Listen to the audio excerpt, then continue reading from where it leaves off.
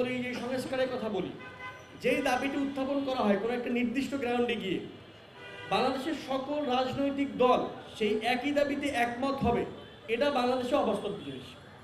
সরকার যে পলিসি নিয়েছে সবাই যেখানে একমত হবে সেই সংস্কার কেবলমাত্র তারা বাস্তবায়ন করবে। এটা একটা খুবই বাজে পজিশন এই জন্য যে শেষমেশ গিয়ে আর কোনো কিছুই থাকবে না। বিএনপি যেটাতে একমত হবে জামাত সাথে একমত হবে না, জামাত যেটাতে একমত হবে এনসিপির সাথে একমত হবে না। এই যে একটা ডিলিমির মধ্যে ফেলে দেওয়া, এটা জুলাইয়ের সকল আকাঙ্ক্ষাকে বিনষ্ট করবে বলে আমার তীব্র বিশ্বাস। এর চেয়ে আমার মনে হয় সরকারের পজিশন হওয়া উচিত ছিল যে সরকার নিজে সিদ্ধান্ত নিয়ে এরপরে আলোচনা করবে রাজনৈতিক দলগুলোর সঙ্গে, এবং এই যে রাজনৈতিক দলগুলোর হাতে পুরো জুলাইকে কুক্ষিগত করে দেয়, এটা খুব বাজে জিনিস। এবং দেখুন, গত 16 বছর ধরে আমাদের রাজনৈতিক দলগুলো বারবার ব্যর্থ হয়েছে। আমাদের রাজনৈতিক দলগুলো লড়াই করেছে, মাঠে ছিল, কিন্তু তারা শেখ হাসিনাকে কোনোভাবে হটাইতে পারে নাই। এই ছাত্রদের নেতৃত্বে সাধারণ মানুষেরা, শ্রমিকরা, খেটে খাওয়া মানুষেরা 168 জন পথ শিশু এখানে শহীদ হয়েছে। সুতরাং এই সকল কিছু বাদ দিয়ে আবার এই মুভমেন্টকে রাজনৈতিক দলগুলোর হাতে ইজারা দিয়ে দেওয়া, এটা সরকারের খুব ভালো পজিশন বলে আমি মনে করি। এখানে প্রাইভেট বিশ্ববিদ্যালয়ের ছাত্ররা লড়াই করেছে, তাদের কারোর সঙ্গে কোনো মতামত নেওয়া হয়নি। প্রাইভেট বিশ্ববিদ্যালয়ের কোনো ছাত্রের সঙ্গে সরকার একবার বসে আলোচনা করেনি। নারীরা অসীম ভূমিকা রেখেছে, নারীদের সঙ্গে কোনো রকম করে আলোচনা করেনি। অন্যান্য ছাত্র সংগঠনের নেতাদের সঙ্গে কোনো আলোচনা করেনি, বরং যারা গত 16 বছর ধরে সবচেয়ে ব্যর্থ ছিল তাদের হাতে জুলাই গণঅভ্যুত্থানকে তুলে দেওয়া হচ্ছে। আমি অন্তর্বর্তীকালীন সরকারের এই তীব্র নিন্দা জানিয়ে আলোচনা শুরু করি। গত বছরের 31শে ডিসেম্বর বৈষম্যবিরোধী ছাত্র আন্দোলনের পক্ষ থেকে একটা উদ্যোগ নেওয়া হয়েছিল। তখন আমি নিজেও বৈষম্যবিরোধী ছাত্র আন্দোলনের একটা দায়িত্বে ছিলাম।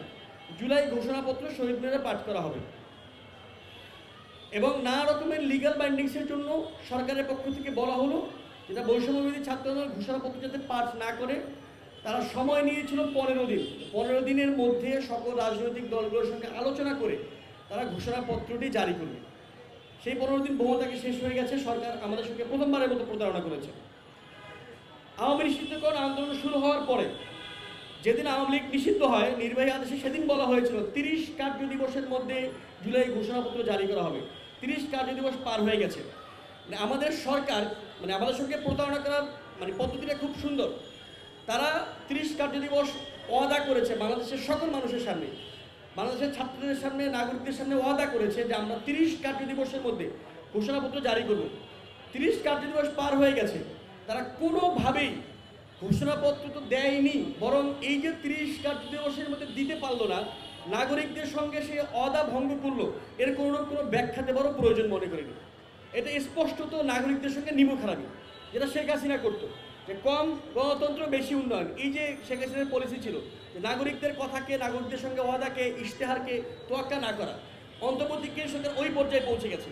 তারা দিতে পারে নাই, কেন পারে নাই সেরকম কোনো ব্যাখ্যাও দেয়নি। এই যে নাগরিকদেরকে কোনোভাবে তোয়াক্কা না করা, নাগরিকদের সামনে বলা ইশতেহারকে, ওয়াদাকে, প্রতিশ্রুতিকে ভঙ্গ করা এবং সেই ভঙ্গের কারণ ব্যাখ্যা করার প্রয়োজন মনে না করা, এটা অন্তর্বর্তীকালীন সরকারকে আবার আগের মতো করে সেই পুরনো সরকার, পুরনো রেজিমের কাছে আমাদেরকে নিয়ে যায়।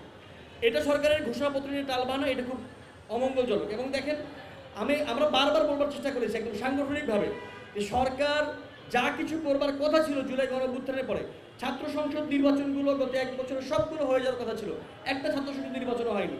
ডাকসু নিয়ে আমরা নানা রকমের হেলাফেলা দেখেছি, জাকসু নিয়ে দেখেছি, এবং আমরা সব কিছু একটা জায়গায় আটকে যায় যে সরকার রাজনৈতিক দলের কাছে বর্গা দিয়ে দিচ্ছে। তারা মনে করছে যে বাংলাদেশের রাজনৈতিক দলগুলোর ক্ষমতা মনে হয় অসীম, কিন্তু এদের ক্ষমতা বাংলাদেশের সবচেয়ে কম। বাংলাদেশের রাজনৈতিক দলগুলোর কোনো ক্ষমতা নাই। ক্ষমতা থাকলে তারা 16 বছরে শেখ হাসিনার পতন করাইতো।